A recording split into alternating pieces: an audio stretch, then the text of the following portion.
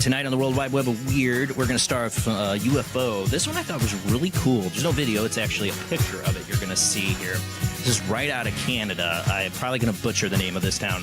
Oshawa photographer captures unidentified flying object. You can get this from the DurhamRegion.com. This is from June 21st, 2017. So, in Oshawa, wildlife photographer Ken Rice was out shooting photos in Oshawa on June 17th when something unusual suddenly appeared in his camera lens. Wildlife photographer, I read the part, came out of nowhere, this thing, he said, who was a resident of Oshawa, who was at the marsh area near the General Motors of Canada headquarters on Colonel Sam Drive about 7:45 p.m. on June 17th, when he noticed the object off in the distance. I was walking back to my car, and I just saw something pop out of nowhere, way up high, far away in the sky, he said. I thought it was a big turkey vulture, so I just took a picture of it anyway and then kind of hovered, sat there for a minute, and then took off. After returning home, Rice took a closer look at the image and said he has no idea what it could be. A balloon wouldn't go that fast and disappeared, number one, and it was too high. Nobody would be flying a kite there because it just railroad tracks and a road, and there was nobody around there. I didn't see anybody, and where did it go? He's shown the photo to several people and even posted it on Facebook. No one has been able to identify it yet. It's just really odd. I've never seen anything like it. I looked on the internet to find weather balloons and that kind of thing and see what it might be, but none of them looked anything like it, he said. You'll hear people all the time with UFO stuff, but a UFO just stands for unidentified flying object. It doesn't mean alien. And to me, it's an unidentified flying object. I don't know what it is. Well, it looks pretty alien to me. I don't know. And he said it was really high up. I mean, it looks biological to me, the way it is. Kind of reminds me like of a little bit of the Leviathan out of Farscape. Yeah, I'm a geek. But man, that is a strange UFO picture. I don't know. It doesn't look like something man-made. I don't know. It's definitely odd. All right, next up, this comes from... Yeah.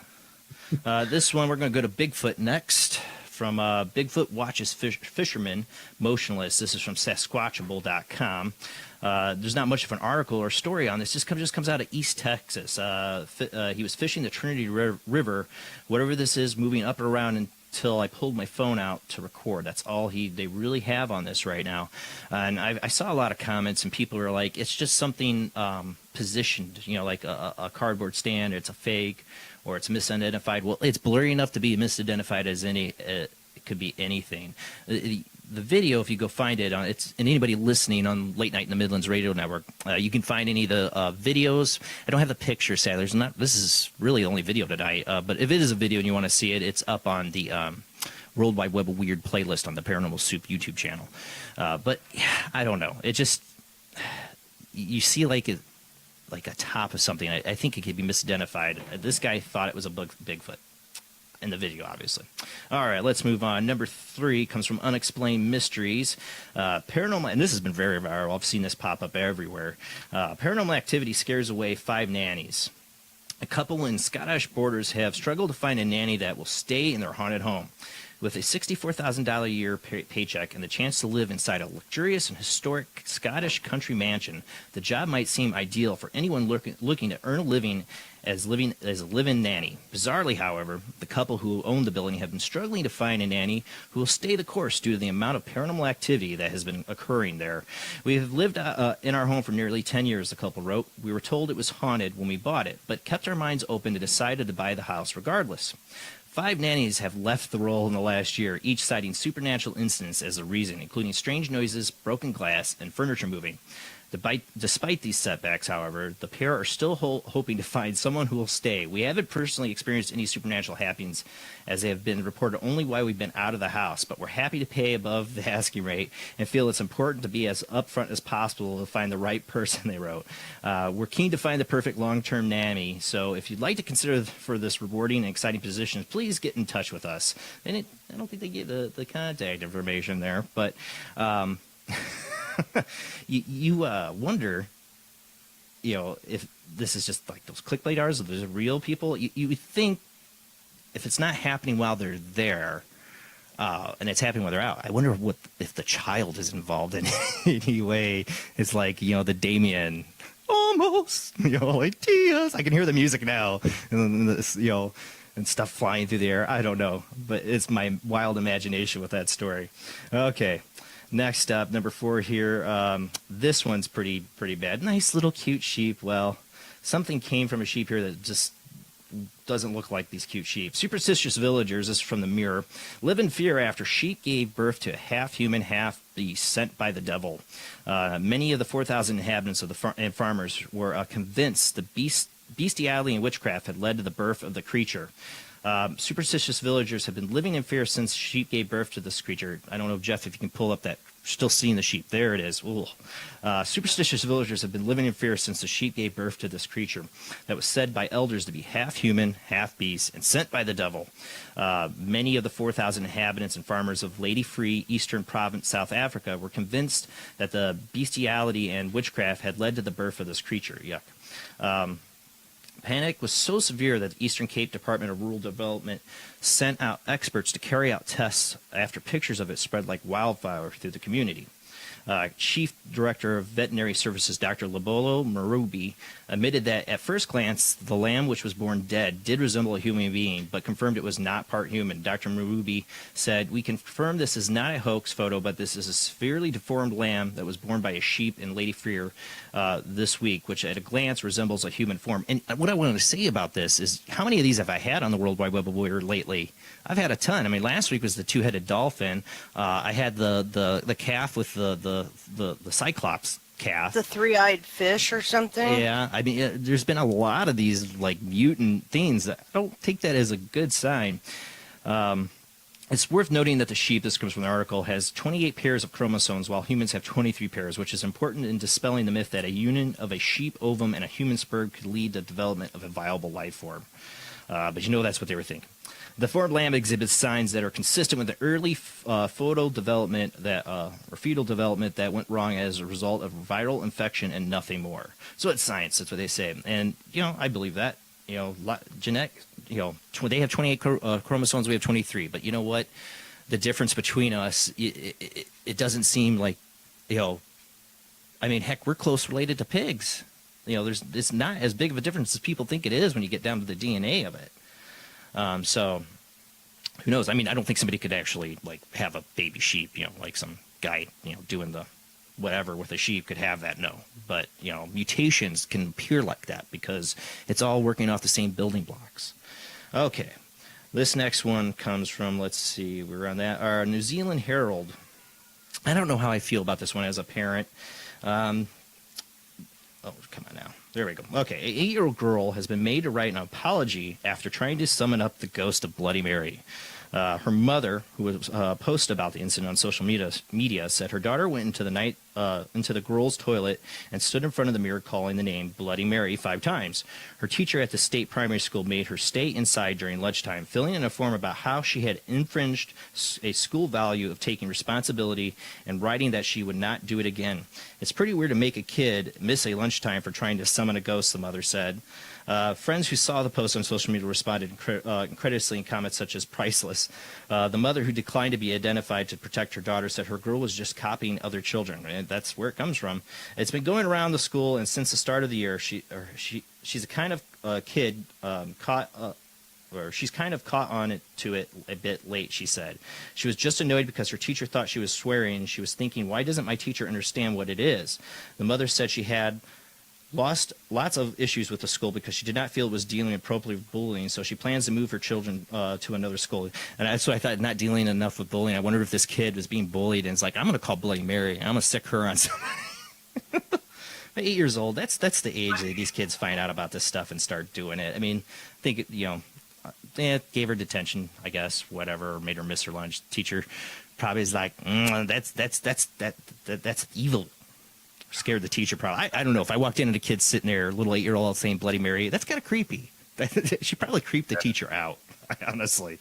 All right, we got this one's really sad. This one kind of breaks my heart here. This is from the Toronto Sun.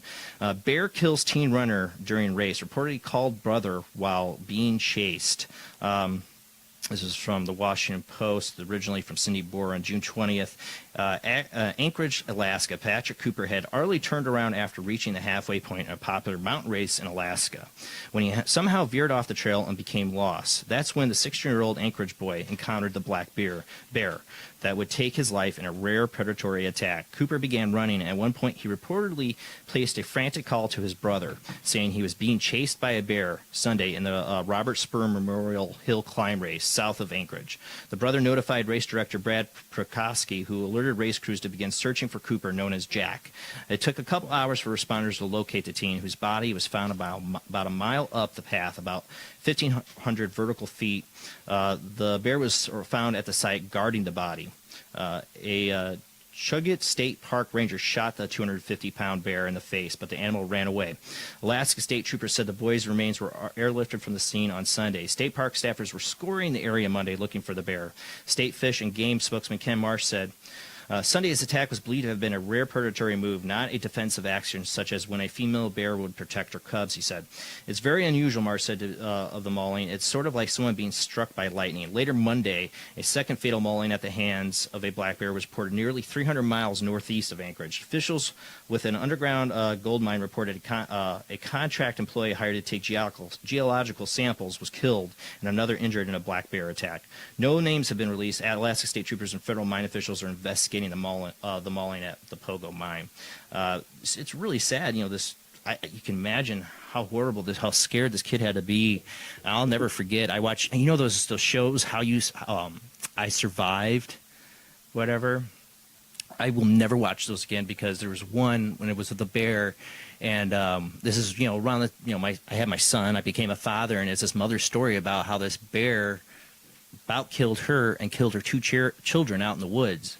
And that I couldn't sleep that night after watching and listening to her story. It was just awful. And seeing this, how this kid died, just brought all that back to me. You know, I'm empathetic to people, and this is just really sad that this young man's life was ended so horribly, and that they couldn't save him. You would think they have certain territory. I don't know how he got lost. They would have been able to find him quicker than it took 2 hours. It's crazy. All right, last up, this is my what grinds my gears kind of segment. I know this has been extremely viral. This is the most viral thing that I probably had all night on the World Wide Web. Weird. This has been all over the place. And I'm not going to read the whole article here. This is from Doubtful News. They really call out hoaxes and pseudoscience, and I don't agree with everything they say sometimes, but this one I do, and I'm not going to get into all of it, but ask yourself, people, I mean, one, I saw people say, well, it looks like a plaster cast, and I say it does too. The articles all say that it's a chemical Fossil? that's used. Well, it's a chemical used to preserve it is what they're saying. Oh. This was found, let me just give you some of the information about it. I don't want to read the whole thing because it's not worth your time to know the whole thing. I'll tell you why in a second. It was found in Peru. You know, this is the whole Latin American history thing here. This is the latest incredible fake-looking mummy coming out of Peru. And then the reason I say it's fake, and you guys can go, I know you've all read the articles about it. People have seen this. It's been all over Facebook. Gaia is promoting this thing. George Norrie is a part of that. David Wilcox. They've been talking about this and promoting it, which I found really odd because of this guy here, Hami Musan. Why would anybody believe anything? He is the main one promoting this thing. Now, is he the one that found it? No. So maybe it could be real. But him attaching himself to this, to me, puts it at great speculation. Because let me remind you why. You know, some of you guys have been fans of the show, been watching for a while. We had Connie Willis on that night. We did World Wide Web Weird. Remember the Demon Fairy? I don't have the picture up, but there was the Demon Fairy. And that was on Coast to Coast AM at that time. And I think that was on Gaia. They talked about it. And it was all over the place, the Demon Fairy.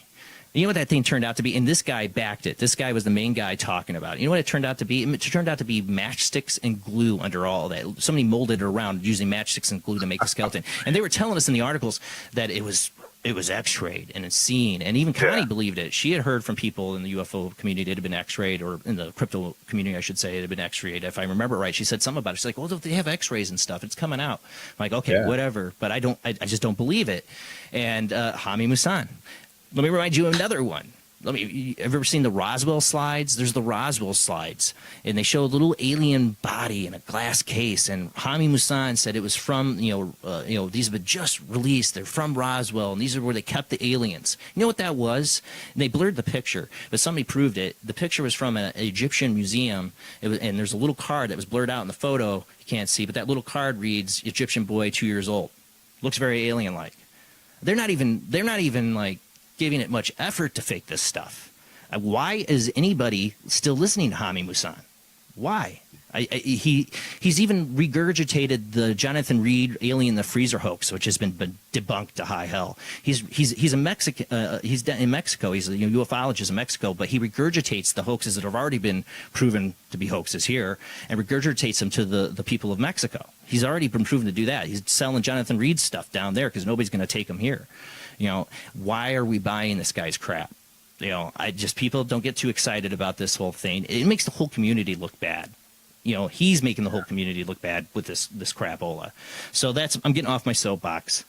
But the Demon Fairy did look really cool, though. It did look cool. Somebody did an awesome job. Somebody, they do, and a lot, that. But then again, it wasn't even that good. I mean, it looked good, but in the end, it wasn't that good because when they got it to send it off, wasted time to send this off to be tested. It just fell apart when it got there, and they could see it was matchsticks used. I mean, come on. Whatever scientists or whatever, and that's the other thing about this Peruvian thing, or this mummy. This isn't peer reviewed. This isn't archaeologists doing this. It's a private group. If it's real, let's peer review it. Let's have universities get involved. If this is a real deal, let's stop messing around. Let's not have Hami Musan get his hands on it. Really, if it is real. But I have my doubts. I just really have my doubts. Chandra in chat says somebody suggested the feet and hands are seal flippers. For the mummy or whatever you want to call it. I think so. Well, they're like 3 fingers. Everybody's excited because he has these long 3 fingers. It's very alien-like. So, Hami Musan. It is. It is kind of cool that the pictures that they showed from whoever painted them back in the day did paint gods or whatever with 3 big long fingers. That was But if you're hoaxing it, that, and you're going to go. Yeah, exactly. So I just don't buy it. Why are other people buying it? I don't understand. This guy's done nothing but prove he promotes huge hoaxes. Why does he still have any credibility? Why? I just don't get it. It grinds my gears, or I just don't get it segment, I guess. And Michelle says they found more than one. I'm assuming she's talking about There's the same. another thing I saw where they said they found these little ones and stuff. I don't know. People just don't get your hopes up about this stuff. I honestly, I don't buy it for 1 second. I think they found a hand, right? Was that the other thing, the hand? Yeah, I think that's right. Yeah. But like I said, they've said, we've had x-rays and we're testing it. And they did that with the Demon Fairy and it came back as complete BS. I'm like, you never did an x-ray. You would have saw it wasn't real. It's just like the Stephen Greer Sirius documentary that he did. And they're like, that's an alien. It's got vascular things. That's been proven to be a complete load of crapola. They were using a fetus. They were much more clever with that one, disgustingly. But it was still a bunch of crapola, And I'm just tired of it, I guess we'll never. It's just going to get worse. I don't know, but it's awful for the UFO community. All right, guys. Well, when we come back, we're going to do live instrumental transcommunication. We've got a commercial break here.